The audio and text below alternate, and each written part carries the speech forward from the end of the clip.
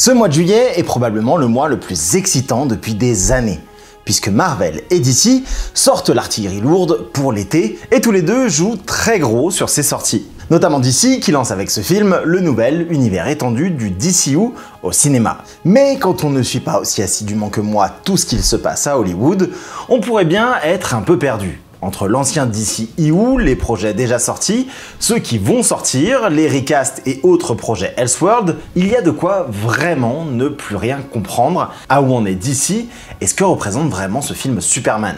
C'est pourquoi dans cette vidéo, nous allons prendre le temps, ensemble, de revenir sur tout, mais aussi de présenter ce qu'est ce Superman, dans quel monde il vit et avec qui. Comme ça, arrivé au cinéma, vous n'aurez qu'à vous asseoir et kiffer le film sans vous poser aucune question. Alors, évidemment, nous allons parler de tous les projets d'ici qui sont déjà sortis. Mais je garde ma spoiler zone pour le moment dans la vidéo où nous partirons en théorie et leaks. À ce moment-là, ce sera indiqué et vous pourrez reprendre la vidéo après la spoiler zone. Vous êtes avec Kevin Buckart, votre kiffeur de Superman préféré. Générique.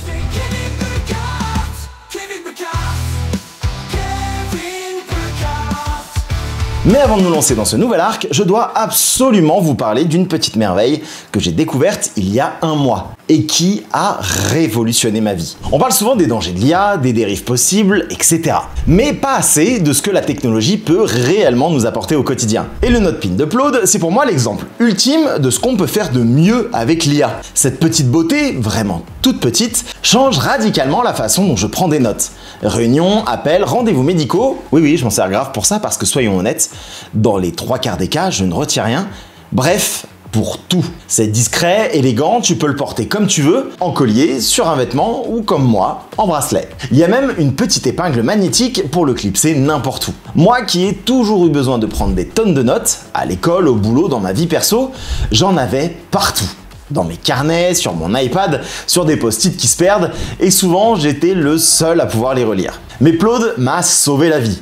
Et pas que la mienne, celle de mes collaborateurs aussi. Je bosse avec pas mal de monde, je suis tout le temps en réunion ou en brainstorming, et là, c'est enfin fini de devoir me couper le cerveau en deux pour participer et prendre des notes. Je me concentre sur l'échange, et Plaude fait le reste. Une pression en début de réunion, et l'enregistrement démarre. L'IA intégrée identifie les voix, distingue qui dit quoi et synthétise tout. Ensuite sur l'appli, je peux choisir le type de résumé que je veux. Que ce soit un rapport détaillé, les points clés, la carte mentale. Tu peux même utiliser AskAI, classer, trier, extraire ce qui est vraiment important. C'est simple, intelligent, sécurisé, oui puisque tout est crypté, et c'est devenu indispensable. Même pour noter une idée qui me traverse l'esprit à 2 h du mat'.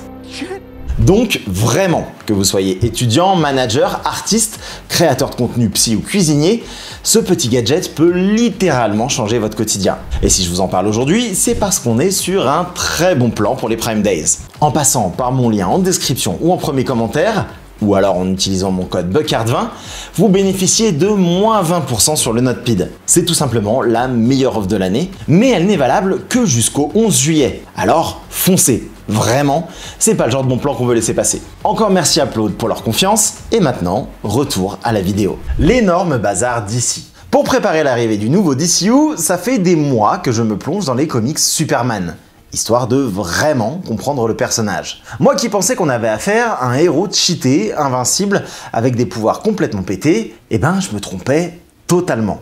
Parce que Superman, c'est pas juste un mec qui balance des lasers avec les yeux et qui vole en slip rouge. Superman, c'est avant tout Clark Kent. Un gars doux, attentionné, gentil, qui croit sincèrement en l'humanité. Mais il faut dire que la dernière version qu'on a eue au cinéma a clairement influencé l'image que je me faisais de lui. Le Superman d'Henry Cavill, dirigé par Zack Snyder, c'est une figure christique, un dieu sur Terre, un héros iconisé presque terrifiant. Un mec qui se bat contre Zod en détruisant la moitié de la ville sans trop se poser de questions. Bref, après avoir lu pas mal de comics, je dois avouer que je préfère largement la direction que James Gunn semble vouloir prendre avec le personnage. Mais avant de parler de ce nouveau DCU, il faut déjà comprendre ce qu'il s'est passé avec l'ancien, le fameux DCEU. Si vous le savez pas, le DCEU, le DC Extended Universe, C'était l'univers lancé en 2013 avec Man of Steel qui nous a offert 15 films sur 10 ans. Il faisait suite au carton de la trilogie The Dark Knight de Nolan, mais aussi à l'échec cuisant de certains projets comme Green Lantern ou Superman Returns que j'avais perso totalement zappé. Un univers qui d'ailleurs n'a aucun lien avec l'Arrowverse, développé en parallèle par la CW à la télé. L'idée à ce moment-là, c'est de prendre un virage plus sombre, plus réaliste, un peu comme ce qu'avait fait Nolan avec Batman. Ils mettent alors en pause les projets Batman vs Superman et Justice League déjà dans les tuyaux depuis 2002 pour lancer Man of Steel, réalisé par le mec du moment, Zack Snyder. Et évidemment, à ce moment-là, Marvel vient de tout exploser avec Avengers. Donc ça donne des idées. Le succès de Man of Steel va tout enclencher, Snyder prévoit une saga en 5 films, Man of Steel, Batman vs Superman et une trilogie Justice League avec Darkseid en grand méchant. Warner annonce même 7 films supplémentaires pour étoffer l'univers. Suicide Squad, Wonder Woman, Aquaman, Shazam, Flash, Cyborg et Green Lantern. Rien que ça. Mais très vite, tout part en vrille. Une guerre d'ego éclate entre les dirigeants de DC, ceux de Warner, les producteurs, les responsables de DC Films, bref, personne n'est d'accord. Et là, c'est le début des problèmes. L'accueil de Batman vs Superman est très mitigé et Warner panique. Il retourne des scènes entières de Suicide Squad pour rendre le film plus Marvel. Résultat, le film perd toute son identité. Et The Flash ? C'est simple, il rentre direct dans un enfer de production qui va durer des années jusqu'à nous pondre un horrible film. Bon, je vais pas vous faire la liste de tous les scandales, ça mériterait une vidéo en entier, mais en gros, Warner, qui croyait à son approche sombre et sérieuse, décide d'un coup de faire comme Marvel. De la légèreté, de l'humour, du fun. Et ça, Snyder ne veut pas en entendre parler. Mais malheureusement, arrive le drame. En mars 2017, la fille de Zack Snyder saute la vie. Évidemment, il quitte le projet pour se reconstruire, et c'est Joss Whedon, le réal des 2 premiers Avengers, qui est appelé à la rescousse. Sauf que lui, sous les ordres d'un Warner complètement désintéressé de la vision de Snyder, va changer le film de fond en comble. Zack, écœuré, finira par publier son script original sur internet et révéler l'existence de ce qu'on appellera plus tard la Snyder Cut. Et c'est là que la fandom DC se fracture. D'un côté, ceux qui soutiennent Snyder, de l'autre, ceux qui passent à autre chose. Aquaman sort juste après et il profite encore du souffle de Justice League pour devenir le plus gros succès du DCU. Mais ensuite, enchaînement de plantages, catastrophe industrielle, jusqu'à l'effondrement total avec The Flash et Aquaman 2. Mais au milieu de tout ce chaos, un petit espoir va renaître. Même si tout le monde s'accorde à dire que le premier Suicide Squad est une purge, un perso va sortir du lot. Harley Quinn. Margot Robbie en fait une icône, et après Birds of Prey, Warner confie à James Gunn, fraîchement viré par Marvel, la mission de faire son Suicide Squad. Pas une suite, pas un reboot, mais un espèce d'entre-deux chelou que personne ne capte vraiment à l'époque. Et pourtant, aujourd'hui, on sait que c'était le tout premier film du nouveau DCU de James Gunn. Bon, le film ne cartonne pas au box-office, mais il a le mérite de proposer une vraie nouvelle vision. Et ça, chez Warner, ça plaît.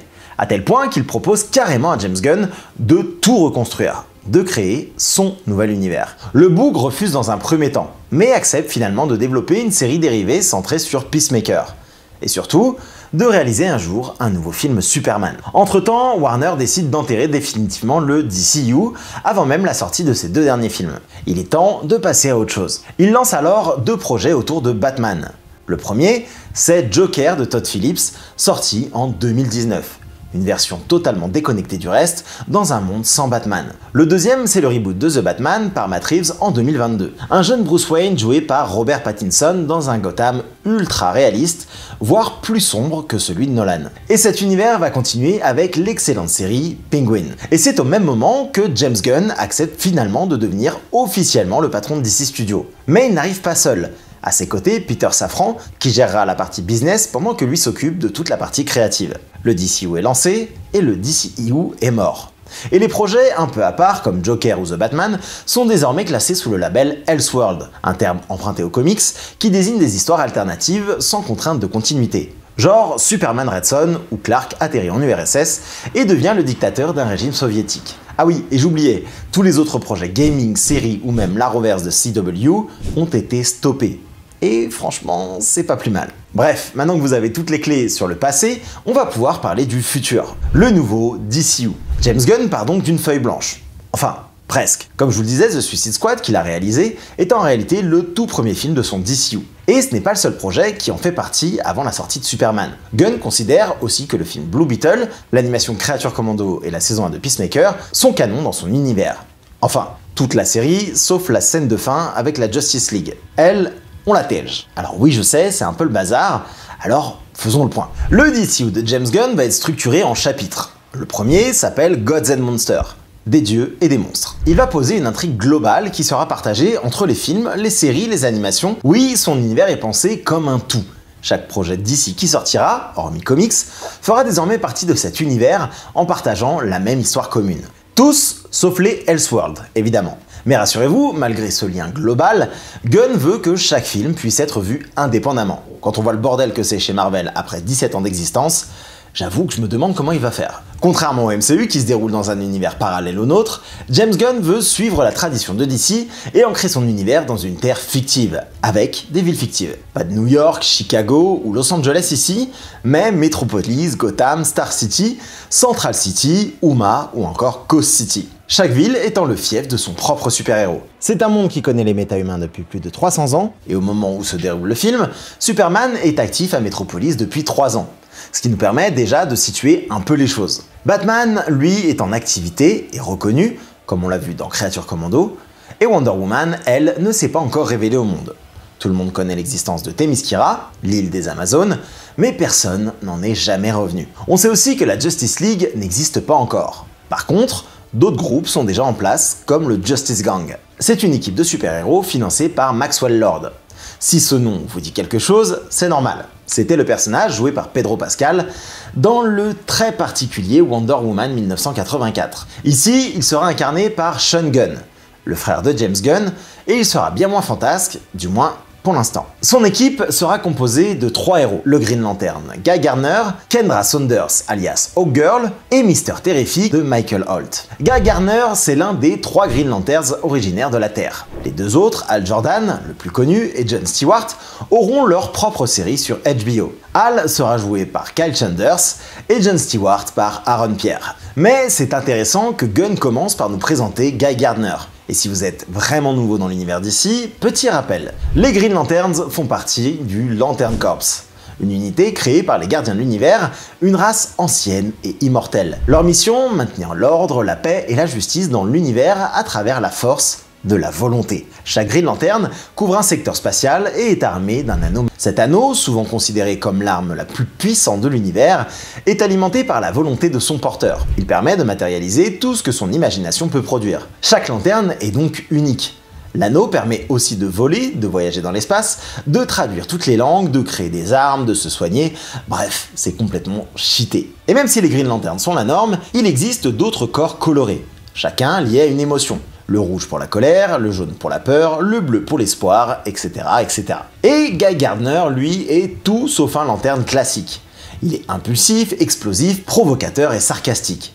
Mais il est aussi incroyablement puissant, avec une volonté de faire. Dans les comics, sa colère l'a même mené à rejoindre un temps les Red Lanterns. Il est souvent en conflit avec Hal Jordan, mais forme un super duo avec John Stewart, son parfait opposé et donc très complémentaires. Parlons maintenant de Hawkgirl.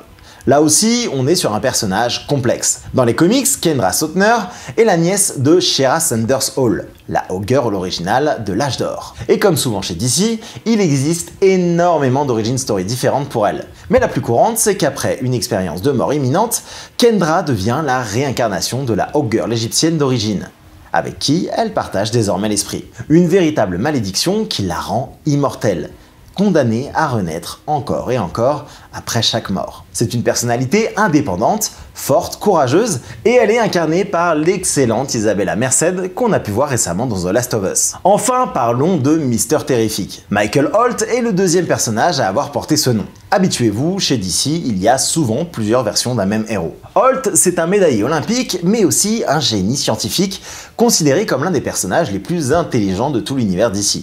Rien que ça. Il n'a aucun pouvoir, mais il utilise une technologie de pointe pour faire le bien. Son masque en forme de T lui permet de contrôler ses T-sphères, des drones flottants, capables de faire à peu près tout et qu'il utilise comme arme principale. Autre élément très reconnaissable, sa chaise flottante. Et c'est aussi le leader rationnel du Justice Gang. Une équipe qu'on verra probablement dans plusieurs projets, à commencer par Peacemaker saison 2.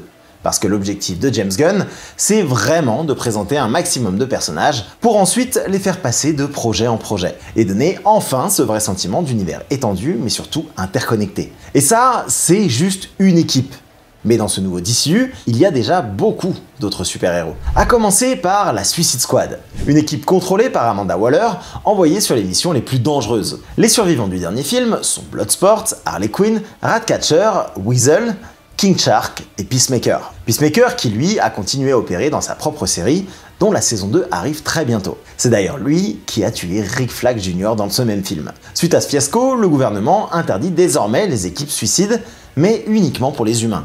Ce qui pousse Amanda Waller à se tourner vers les non-humains. Et c'est comme ça qu'est créé Creature Commando, dirigé cette fois par Rick Flag Sr., le père de Junior. C'est d'ailleurs lui qui, dans Superman, devient le directeur d'Argus, l'unité paramilitaire secrète, autrefois dirigée par Amanda Waller. Creature Commando est la première série animée du DCU.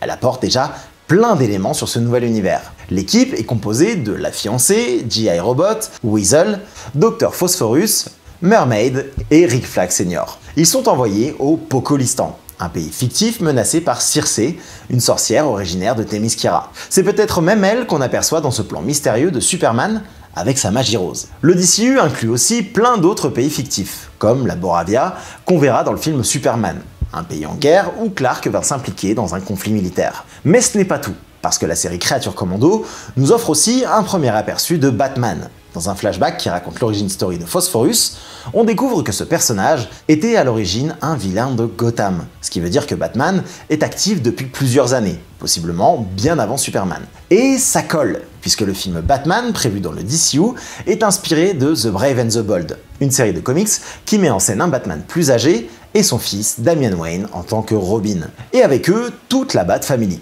Et ce n'est pas fini. Parce qu'à un moment, on a une vision d'Amanda Waller qui montre un futur où la princesse Lyanna et son commandant Gorilla Grodd ont littéralement éliminé toute la Justice League. Et dans cette vision, on voit empaler un paquet de personnages. Superman, Batman, Wonder Woman, Robin, Booster Gold, Supergirl, Hawkgirl, Peacemaker, Vigilante, Starfire, Green Lantern, Mister Terrific, Blue Beetle, Judomaster et Métamorpho. Que des personnages déjà introduits dans le DCU ou qui le seront très bientôt. Je vous le disais, ce chapitre s'appelle donc Gods and Monsters. Et James Gunn a été très clair. L'enjeu principal, c'est de réussir les projets autour de la trinité DC. Superman, Batman et Wonder Woman. Mais il a aussi déjà annoncé pas mal de projets pour ce premier chapitre. Supergirl, que l'on verra sûrement en invité surprise dans Superman, Clayface, Batman the Brave and the Bold donc, The Authority, encore non confirmé, Paradise Lost, Peacemaker saison 2, Lanterns, Booster Gold et plusieurs séries animées. Bref, je pense qu'on a fait un bon tour de l'état actuel du DCU. Mais revenons un peu au film Superman. La bande-annonce nous a présenté quelques personnages très intéressants. D'abord l'ingénieure, Angela Spica. Dans le film, elle est une alliée de Lex Luthor. Elle utilise la nanotechnologie pour se créer une armure et des armes ultra mortelles, notamment des scies circulaires. Elle fait partie de l'équipe The Authority qu'on découvrira peut-être bientôt. Ensuite, on a Métamorpho. Dans les comics, il est créé par le milliardaire Simon Stagg, PDG de Stagg Enterprise, qu'on aperçoit dans l'un des trailers. Il a des pouvoirs de transmutation et peut transformer des parties de son corps en n'importe quelle matière. Ici, il semble être le geôlier de Superman, puisqu'il est capable de recréer de la kryptonite, l'un des gros points faibles de Clark. D'ailleurs, si vous ne le savez pas, la kryptonite est un résidu de la planète détruite de Krypton qui aurait atterri sur Terre. Et enfin, Ultraman, un adversaire de taille pour Superman qui semble posséder exactement les mêmes pouvoirs. Mais ça, on en reparle dans la partie théorie. L'origin story de Superman. Si vous avez regardé Smallville ou n'importe quel film ou série sur Superman, vous connaissez déjà grosso modo son histoire. Mais là, on va rentrer un peu plus dans les détails. Notamment parce que la version de James Gunn semble vraiment vouloir coller aux comics. D'abord, on ne devrait pas revoir l'origin story de Kal-El dans le film. Mais pour ceux qui le découvrent, Superman vient d'une planète lointaine appelée Krypton. Il faisait partie du clan L, dont le symbole est ce fameux S sur la poitrine. Les Kryptoniens sont une civilisation très ancienne, qui a connu des guerres violentes avant de se recentrer uniquement sur le progrès. Son père, Jor-El, était un scientifique respecté, brillant, mais pas assez écouté. Il avait pourtant prédit la fin de Krypton, il savait que la planète allait s'effondrer. Alors, conscient que tout allait disparaître, il a décidé de compiler toute l'histoire et le savoir de son peuple dans une sorte de journal de bord qui servira plus tard à son fils. Et au moment de l'écroulement, il envoie son fils Kal-El vers une planète dotée d'un soleil jaune, la Terre. Sur Krypton, les habitants n'avaient aucun pouvoir. Leur planète tournait, elle, autour d'un soleil rouge, la couleur que prendrait un soleil en fin de vie. Mais l'énergie d'un soleil jaune décuple toutes leurs capacités. Arrivé sur Terre, Kal-El atterrit dans un champ du Kansas, chez les Kent, de simples fermiers de la petite ville de Smallville. Il grandit aux côtés de ses meilleurs amis, Lana Lang et Pete Ross. En grandissant, il se rend compte qu'il est capable de choses extraordinaires. Il apprend à maîtriser ses pouvoirs, et selon les versions, il part ensuite faire le tour du monde pour aider des gens tout en se formant comme journaliste indépendant. Dans sa quête d'identité, il découvre la forteresse de Solitude, un laboratoire kryptonien qui avait été envoyé avec lui et dans lequel il découvre ses origines, ses racines aliens, et peut même entrer en contact avec la mémoire de son père. C'est là qu'il apprend qu'il est kryptonien, et qu'il commence à jongler entre cette culture extraterrestre et les valeurs humaines que lui ont transmises ses parents adoptifs. Il décide alors de partir pour Metropolis, une ville lumineuse, futuriste, optimiste, à l'opposé total de Gotham, qui se trouve juste de l'autre côté de la baie. Enfin, ça aussi selon les versions. Là-bas, il intègre la rédaction du Daily Planet en tant que journaliste. Certain de vouloir devenir un héros, il crée alors une nouvelle identité à Clark Kent. Il adopte une posture différente, s'efface, joue les maladroits, courbe les épaules, ressort sa mâchoire, bref, il fait tout pour ne pas être remarqué, et les lunettes, finalement, ne sont qu'un petit détail. James Gunn a précisé que le film nous expliquera pourquoi personne ne le reconnaît vraiment. Mais bref, revenons au Daily Planet. Dans le film, on devrait rencontrer tous les personnages clés du journal. Et dans les comics, cette rédaction est super importante. Évidemment, il y a Lois Lane, une journaliste intrépide, indépendante, fonceuse, et elle n'en fait qu'à sa tête. Elle est impitoyable et elle obtient toujours ce qu'elle veut. Elle a même déjà remporté le prix Pulitzer. C'est elle qui couvre la plupart des histoires de Superman, jusqu'à développer une relation avec lui, sans jamais remarquer que c'est son collègue de bureau. Enfin, jusqu'à ce que ce soit lui qui lui révèle. On a aussi Perry White, le directeur du journal. Une vraie légende du journalisme, mentor de Lois et Clark. Il a une sacrée tendance à vriller sur ses équipes, il est exigeant mais incorruptible. Ensuite, Jimmy Olsen. Lui, c'est le petit jeune du journal, un des rares amis de Clark et aussi de Superman. Il oscille entre photographe et reporter. Cat Grant, c'est la chroniqueuse people du journal qui rêve d'être Lois Lane. Et enfin, on a Steve Lombard, le chroniqueur sportif, ancien joueur de football américain, le beauf du bureau par excellence. Celui qui passe sa journée à faire chier Clark. On en a tous un. Et si vous n'en avez pas, c'est peut-être vous. Et pour finir ce tour de Metropolis, comment ne pas parler de Lex Luthor? Lex, c'est le CEO de LexCorp, appelé Luthor Corp dans le film. Une multinationale tentaculaire qui touche à tout. Armement, agroalimentaire, tech, science. Lex est un pur génie. Il pourrait littéralement guérir le cancer demain s'il le voulait. Mais il est atteint du syndrome du personnage principal. Et surtout, il est complètement parano. Avant l'arrivée de Superman, Lex était l'âme de Metropolis. Adulé par tous, omniprésent, il se posait en ange gardien de la ville. Et d'ailleurs, si Metropolis est aussi prospère et moderne, c'est en grande partie grâce à lui. Mais quand Superman débarque, c'est l'implosion. Du jour au lendemain, un dieu extraterrestre devient le centre du monde. Et ça, c'est un affront que Lex ne peut pas supporter. Il devient alors le némésis absolu. Il met tout son génie au service d'un seul objectif, nuire à Superman. Que ce soit en essayant de le tuer ou en cherchant à le discréditer aux yeux du monde pour retrouver sa grandeur passée. Le personnage de Lex, c'est probablement l'un des vilains les plus intéressants de tous les comics. Et j'ai franchement l'impression que Nicholas Hoult va l'incarner à la perfection. D'ailleurs, comme l'a dit James Gunn, Lex est le seul et unique méchant du film. Tout ce qui va arriver à Superman sera d'une manière ou d'une autre orchestré par lui. D'ailleurs, si vous voulez une vidéo dédiée à toutes les pires saloperies de Lex Luthor dans les comics, vous savez quoi faire. Dites-le moi en commentaire. On aperçoit aussi dans le trailer Eve Techmasher, l'assistante un peu folle de Lex, qui va probablement l'aider à salir l'image de Superman sur les réseaux sociaux en mettant en avant toutes ses erreurs. Parce que ce Superman-là, il n'est pas indestructible. Il débute et il a encore beaucoup à apprendre. On l'a vu dans quelques extraits où il perd le contrôle face à un Lex glacial qui lui reste toujours maître de lui. Et c'est peut-être sa plus grande faiblesse, son inexpérience. Mais c'est aussi la plus grande force de ce Superman-là. il est vraiment humain. Dans les comics, Clark est très proche des habitants de Metropolis. Il parle avec eux, mange des hot dogs, aide les gens à traverser, il est accessible. Bon, je vous rassure, il fracasse aussi des monstres et des aliens, hein. Mais ce Clark-là semble suivre exactement cette voie. Et je pense qu'on va tous s'y attacher très vite. Ah, et un dernier perso dont j'ai pas encore parlé, Krypto. Krypto, c'est le chien de la famille L. Et le Soleil Jaune lui a fait les mêmes effets qu'à Superman ou Supergirl. Il a leur pouvoir. Dans le DCU, il sera très différent de la version sage des comics, puisqu'ici, il sera un chien foufou totalement désobéissant. Mais bon, James Gunn voulait un chien qui ressemble au sien, donc on peut bien lui accorder ça. Allez, désormais il est temps de passer à la partie théorie. Ce que nous cache Superman. Je vous l'avais dit, je gardais la spoiler zone pour la fin. Eh bien, on y est. Et aujourd'hui, nous n'allons pas tenter de deviner tout le scénario, même si c'est très tentant, mais on va quand même essayer de percer les mystères de ce film. Et comme il se pourrait bien que je tombe juste, attention, on entre dans la spoiler zone.